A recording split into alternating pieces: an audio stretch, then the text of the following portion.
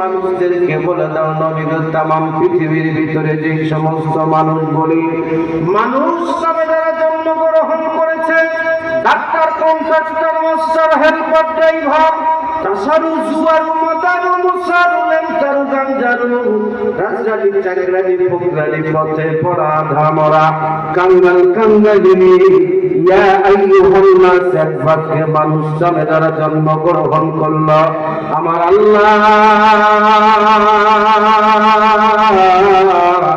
চাকরি বললেন নবীজি পৃথিবীর মানুষদেরকে বলে দেন, ওয়াল্লাহু ইয়াদউ ইলাল জান্নাতি ওয়াল মাগফিরাতি বিইذনিহি ওয়া ইউবাইয়িনু আয়াতিহি লিন-নাসি লাআল্লাহুম ইয়াতাযাক্কারুন।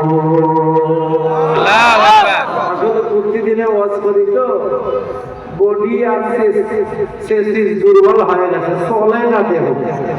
আর এমন অবস্থা, আমরা যদি এই সময় মারাও যাই তো এরকম করে দেন, আমরা যদি এই সময় মারাও যাই, মাহফিল কমিটি কবরের পাশে গিয়ে কবে হুজুর আপনি মরবেন ঠিক আছে, জানেন না কাল আমাদের মাহফিল আছে, মাহফিলকে শেষ করেন তারপরে মরেন, আপনি এলাই মুসলিম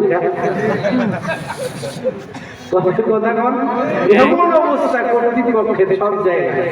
মুআজ্জাজ হাজিরিন, আসেন তাহলে অবশ্যই বলবো, মাত্র একটা ঘন্টা সময় নেব, 12টার আগেই চলে যাব। চাচা কি হলো? এই যে চাচা, হ্যাঁ অফিস আছে। মুআজ্জাজ হাজিরিন, আল্লাহ ডাক দিয়ে বললেন নবী গো, পৃথিবীর মানুষদেরকে বলে দাও, আল্লাহ বললেন বান্দা আমার, বান্দি আমার, দৌড়াও বান্দা দৌড়াও, বান্দি তোমাদের জীবনের গুনাহ মাফের জন্য দৌড়াও, ওয়াল মাগফিরাতে, আমি আল্লাহ তোমাদের জীবনের গুনাহগুলি মাফ করে দেব। ও মুসলমানেরা, আল্লাহ ডাক দিলেন গুনাহ মাফের জন্য। সমাজের মানুষগুলো গুনাহ কামাইয়ের জন্য দৌড়ায়, গুনাহ কামাইয়ের জন্য হনকন করে ছুটছে, তারা আজকে পাগল পড়া হয়ে গেছে গুনাহ কামাইয়ের জন্য। আল্লাহ বললেন যে যেমনি পারো আমি আল্লাহর পথে ফিরে আসো, তোমরা জান্নাতের পথে চলতে থাকো। মানুষগুলো ওলামায়ে কিরামদের কথাগুলিকে, বৃদ্ধাঙ্গুলিকে ঘিরে তারা আজকে প্রতিযোগিতায় নেমে পড়েছে, কে কার আগে জাহান্নামে যেতে পারে, কে কার আগে বেশি গুনাহ করতে পারে। ও মুসলমান, আল্লাহ গুনাহ মাফের ডাক দিল, আমরা গুনাহ কামাইয়ের জন্য ছুটলাম। বাদাম রে,